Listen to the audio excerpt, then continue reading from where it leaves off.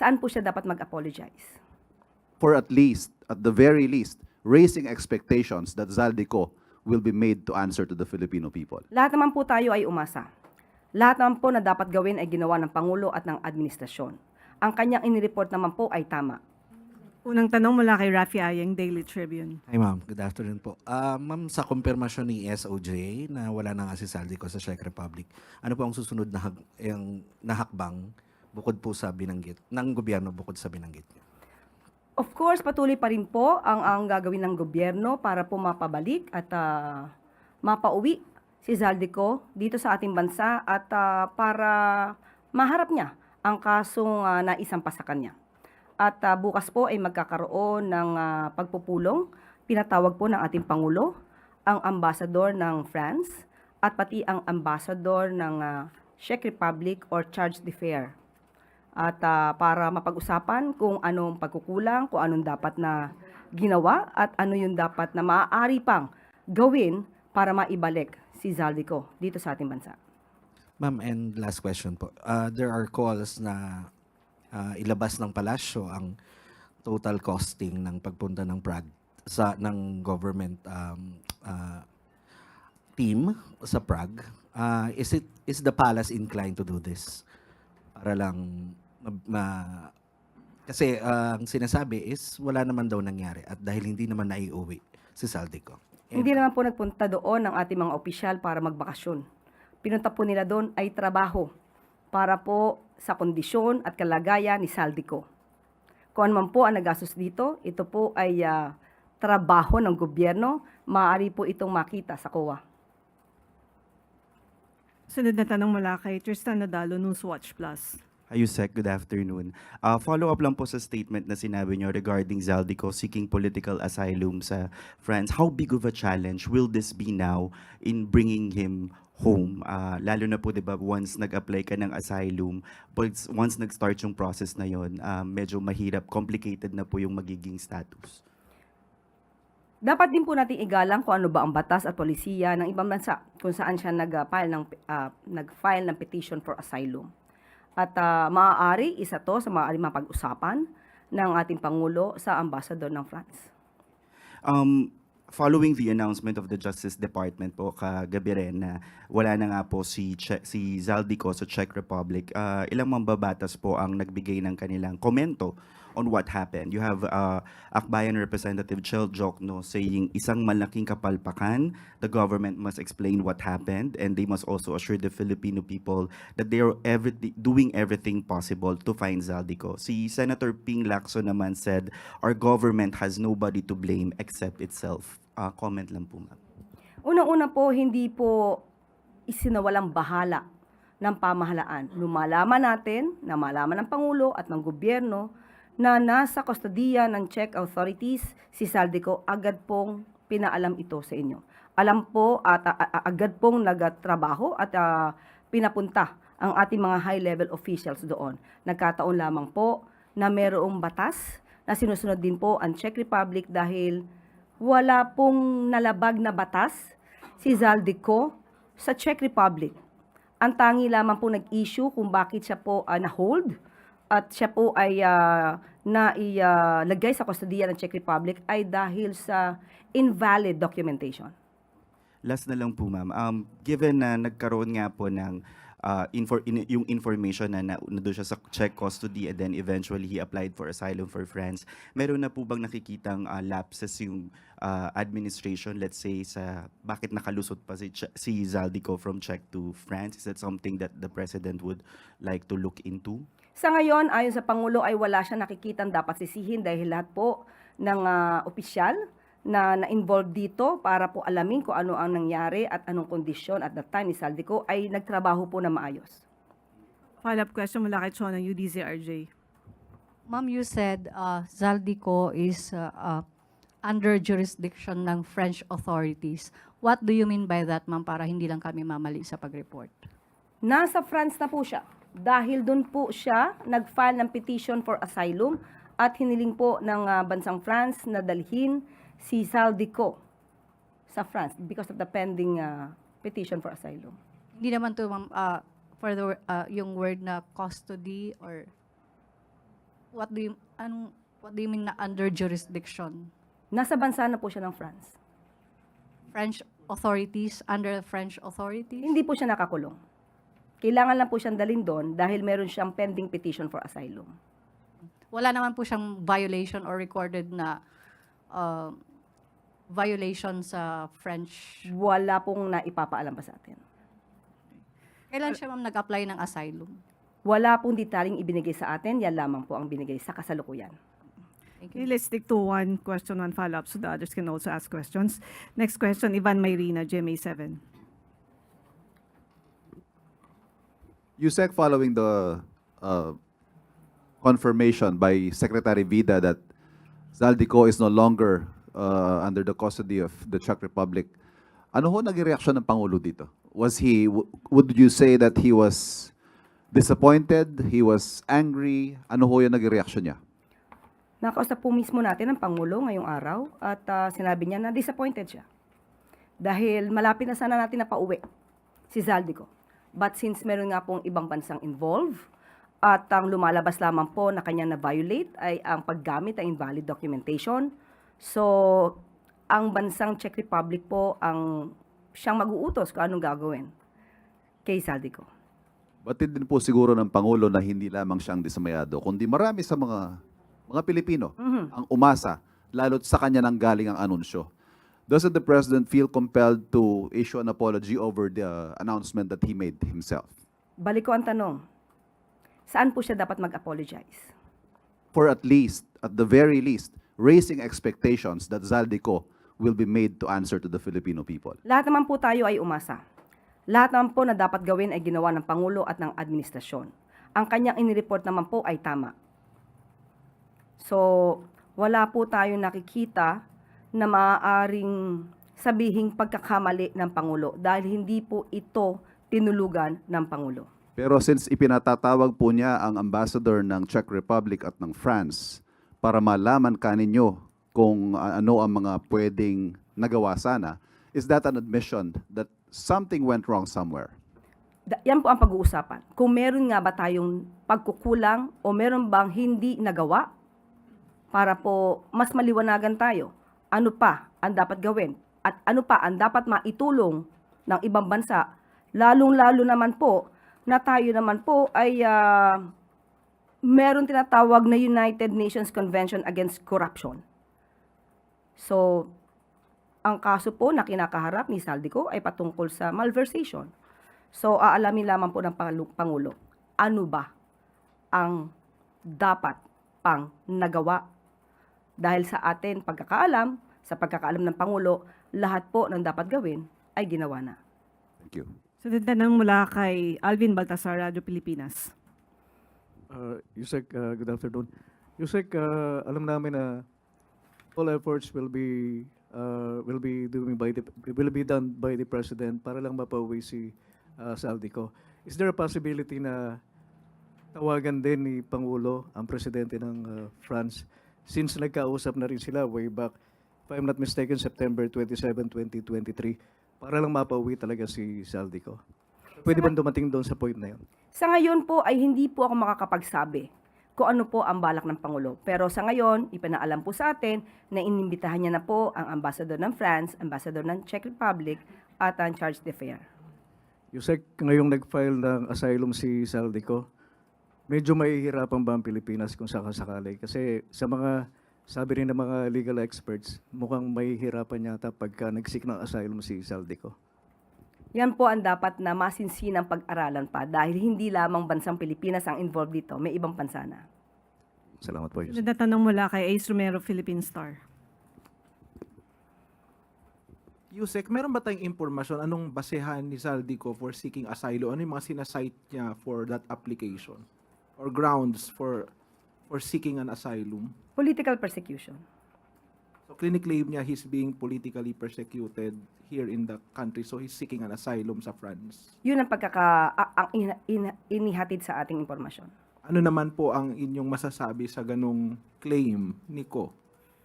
Unang-una, bago po siya, sa ngayon, hindi ko po alam yung pinaka-timeline, anong date, kung kailan siya nag-file ng petition for asylum.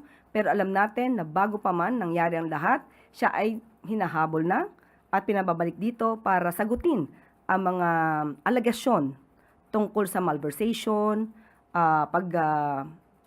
pagnakaw di umano ng pondo ng bayan. So, wala pong masasabing political persecution dito. Maliwanag po yan. Salamat po. Sunod na tanong mula kay Mads Moratillo, Net 25. Hi, ma'am. Ma'am, baka lang po alam niyo po yung timeline, gaano katagal na na-hold sa Prague or anywhere sa Czech Republic si Zaldico? Inabot ba ito, ma'am, ng ilang araw or oras? Batay na rin po sa report ni Secretary Vida. And from Czech ay pumunta po siya diretso ng France. Ganun po ba? Ang pinakadetalye po ay si Secretary Vida ang magsasabi pagdating niya po dito sa Pilipinas. Dahil karamihan po dito ay confidential in nature. So, hindi po ako makakapagbigay na anumang detalye. Sunod na tanong mula kay Ivy Reyes, Bilyonaryo. Hi, Yusek. Good afternoon. What can the palace say about Secretary John Vic Remulla's apology? He apologized for making a pronouncement that the Philippines can make Zaldico return back to the country in 1 to 3 weeks. Ulitin po natin to at gusto ko po liwanagin. Yung sinabi po ni Secretary John Vic na maaaring mapauwi in 2 to 3 weeks, galing lamang po ito kay Secretary John Vic Remulla. Hindi po ito pronouncement ng Pangulo at hindi rin po ito pronouncement ng Palasyo. At kung siya po ay nagbigay ng, nag-apologize for that, or doing that, or for saying that, matatanggap naman po ng lahat. Dahil nakita po natin ang sitwasyon, pero muli, hindi po galing kay Pangulo ang opinyon na ibinigay ni Secretary John Vic Remulla. But ma'am, what does this say about the messaging and coordination among cabinet members?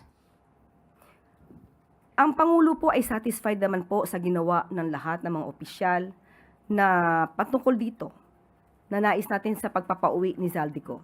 Wala po siyang sinisisi dahil lahat po talaga ay nagtrabaho na maayos.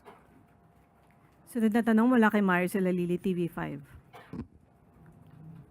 Magandang hapon po, Yusek. Yusek, just small details lang po. First, kailan po yung nakatakdang meeting ni President Marcos with the Czech and French ambassadors? Sa ating pagkakaalam, tomorrow 2 p.m. ay magkakaroon sila ng pag-uusap. Sa Pangulo po ay makikipag-usap sa Ambassador of France bukas ng hapon.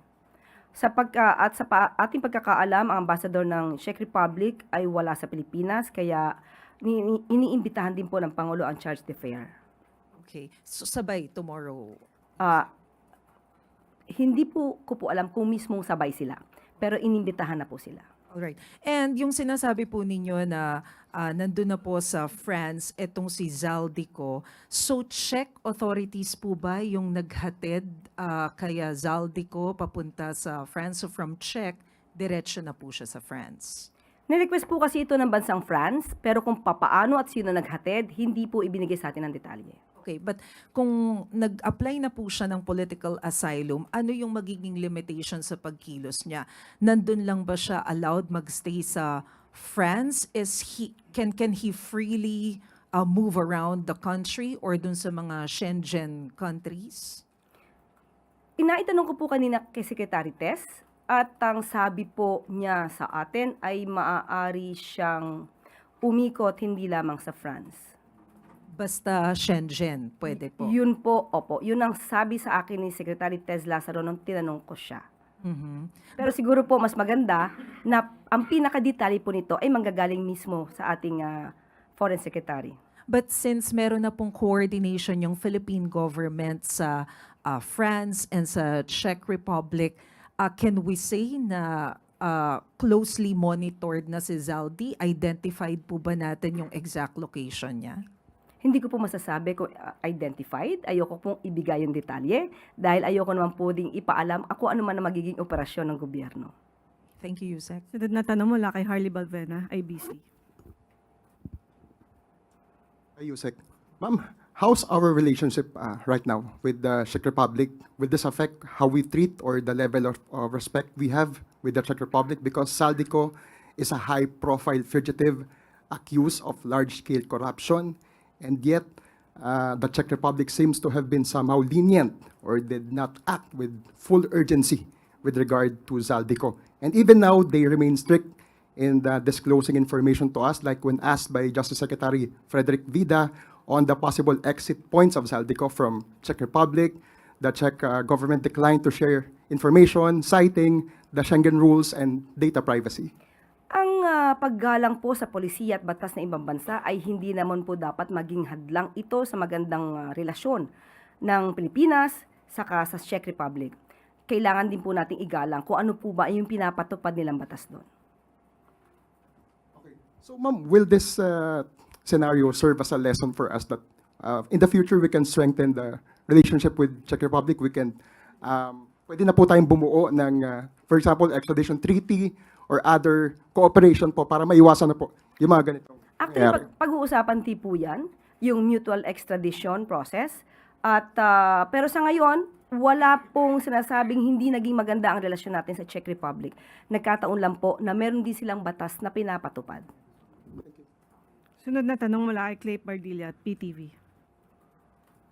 Hi, Yusek. Yusek, follow-up lang po. Will the President ask the French ambassador or the French government to prevent Zaldico from acquiring political asylum? I don't think so. The President will not do that. Dahil hindi po niya panghihimasukan kung ano po ang magiging desisyon ng ibang bansa. Follow-up question mula kay Tristan Nadalo. Ma'am, pero is this a growing concern for Malacanang that some high-profile fugitives are trying yung asylum route para po makaiwas sa accountability and responsibility? Yes, yan ang po yung nasa isip natin. Yan din po ang nasa isip ng Pangulo dahil yung iba nating mga pugante, yan ang ginagawang last resort para ma-delay ang pagpapauwi sa kanila sa Pilipinas. So, hindi magandang pangitain. Sunod na tanong mula kay Chloe Ufana, Business World. Ay ma'am, may iba lang po ako. Ma'am, earlier today, nagpulong po ang Uplift Committee. May we just get an update, ma'am? Ano mga napag-usapan? Okay, bigyan ko ng konti. Supposed to be dapat bukas na to, pero bibigyan ko kayo ng konting detalye. Okay, tungkol sa Uplift Committee meeting, napag-usapan po ang balak na gawing batas. Ipapasa po ang proposal na magkaroon ng Uplift Bill. Ang layunin po nito, unang-una ay alisin ang 2 taong pagbabawal sa pagsasama sa panukalang budget ng mga item na idineklarang ipon o savings. Pangalawa, para magbigay ng listahan ng mga programs, activities, and projects na maaaring ponduhan mula sa mga nakalaang budget. At pangatlo, layunin din itong bigyan ng kakayahan ang pamahalaan na maggamit ang unreleased appropriations at unobligated allotment mula sa fiscal year 2025 GAA at ang unreleased appropriations mula sa fiscal year 2026 GAA. At good news po dahil sa ngayon ang buffer stock ng supply ng langis ay tumaas mula 52 hanggang 54 days. At napag-usapan din po ang malawakang rollback sa presyo ng diesel. At ayon din po kay Secretary Kiko Tio Laurel Jr., may sapat na supply ng bigas, chicken, pork at yun. Sa Pilipinas na aabot sa katapusan ng taon. So, and by the way, meron po tayong Uplift website, www.uplift.dbm.gov.ph, kung saan makikita po natin ang pinakaprograma ng Uplift ng ating pamahalaan para mapakita natin ang 5 pillars ng Uplift, ang saving lives, ensuring sufficient supply of fuel, assisting sectors in need, keeping food prices within reach, and ensuring supply of electricity. So far yan po ang summary ng napag-usapan po kanina. Ma'am, may timeline na po ba itong Uplift Bill? Gagawin po ba siyang urgent or priority bill? Yes. Dahil napapanahon, dapat lamang po. Yes, ma'am, priority and urgent. Wala pong naibigay sa ating timeline sa ngayon. Hindi ko po, walang naibigay sa ating timeline. Pero definitely, ito ay papamadaliin. Okay, thank you. Sunod na tanong mula kay Samuel Madanilla, Business Mirror. Good afternoon, ma'am. Magpa-follow up lang rin po ako dun sa yung na-mention po nila sa Uplift Committee. May na-mention po na parang funding request. may total na po kaya na proposal yung executive department na special budget request sa Congress under dun sa bid? Sige Sam, mamaya siguro kukunin ko yung pinaka-numero kasi wala sa aking summary dito pero bibigyan kita ng pinaka-complete report for that. Ayun, ma'am. Tapos sa other matters na lang po, meron po ba rin update po ang Malacanang kung aprobado po ni President Marcos yung proposed bridge connecting Aklan to Boracay po? Nabalitaan na po natin, nabalitaan din po ng Pangulo ang nangyayari po dito. At sa ngayon po, pinamamahala muna kay DPWH Secretary Vince Dizon. At kininalaman po ay humingi po tayo ng update patungkol po dito. Pero sa ngayon po ay hindi pa po niya tayo nabigyan ng update. Pero once nabigyan niya po tayo ng update ni Secretary Vince Dizon, ibibigay ko po rin sa iyo, Sam. Pero approve po ba siya ng Pangulo? Hindi ko pa masasabi sa ngayon. Thank you po.